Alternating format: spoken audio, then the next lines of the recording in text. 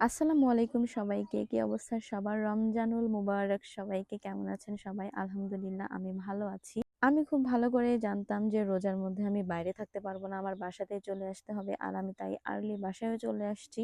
বাসায় আসার পর টুকটাক আম্মুর সাথে কাজ করছিলাম। ডাল অনেকগুলো ভেজানো ছিল যেগুলো ১ম দিনেই বেটে রেখে দিব। অন্তত ১০-১৫ দিন চলে যাবে সেজন্য। আমাদের বাসায় যেহেতু ব্লেন্ডার ছিল না সেজন্য পাটাতেই বাটতে হতো। আর এতগুলা ডাল একসাথে বাটা খুবই কঠিন। যেহেতু আমি আম্মার সাথে ছিলাম, আম্মাকে এত বেশি প্রেশার দিতে পারতাম না। তাই আমি অর্ধেক বেটেছিলাম, বাকি অর্ধেক আম্মু। ডাল বাটা আমার কাছে বেশ কঠিন লাগে জানেন। আমি কেন জানি শক্তি দিয়েও বাটতে পারি না। আসলে অভ্যাস না থাকলে যা হয় আরকি। তারপর আমার আম্মু বেশ কিছু আদার সাথে জিরা বেটে নিচ্ছিল। কারণ একসাথে বেটে রেখে ফ্রিজে দিলে রান্না করার সময় তাড়াহুড়া হবে না। এজন্যই এই কাজগুলো করা। আর আমি ছোট্ট, ছোট্ট করে ক্লিপ নিয়ে নিচ্ছিলাম আম্মুর পাশে বসে থেকে। যেহেতু আমি বেশ কিছু ডাল বেটে নিয়েছি আর এই ডালগুলোতে এভাবে রেখে দিতে পারবো না। সেজন্য হালকা, হালকা করে হালকা, হালকা বলতে কি ভাগ, ভাগ করে আমি রেখে দিচ্ছিলাম যেন ছোট, ছোট করে রেখে দিয়ে প্রতিদিন বের করতে পারি আমরা বাসায়। এরকম করতে, করতে আমি প্রায় ১২ টা ভাগ করে ফেলছি। আসলে ডালও অনেক বেশি ছিল। আর ডাল একসাথে প্রায় ৪ থেকে ৫ রকমের ডাল মিক্সড ছিল যেটা আমার নানু নিয়ে আসছিল আমার নানুর বাসায় থেকে।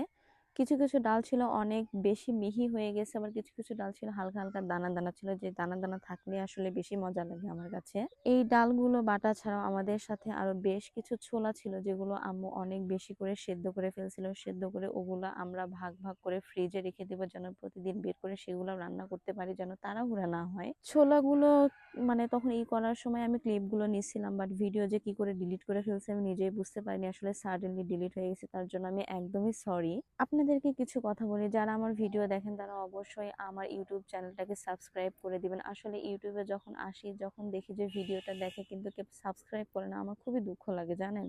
জানেন আমি একটা প্ল্যান করে ফেলছি, সেটা হচ্ছে পুরো রমজানটাকে আমি অনেক বেশি ভাবে ক্যাপচার করে ফেলবো। আসলে আমার এই সময়টা কতটা যে খারাপ যাচ্ছে আমি হয়তো এটা কাউকে বলে বোঝাতে পারবো না, কিন্তু এই সময়টাকে যদি আমি কাজে লাগাই, মানুষের উপরটা দেখে না তার ডিপ্রেশনের লেভেলটা কখনোই বোঝা যায় না। এই যে আমি এতটা খারাপ থাকার পরেও সময়টাকে একটু ভালো কাটানোর জন্য আমার নিজের মানে যতটুকু পারি ততটুকু ভাবে হেল্প করি নিজেকে আমি।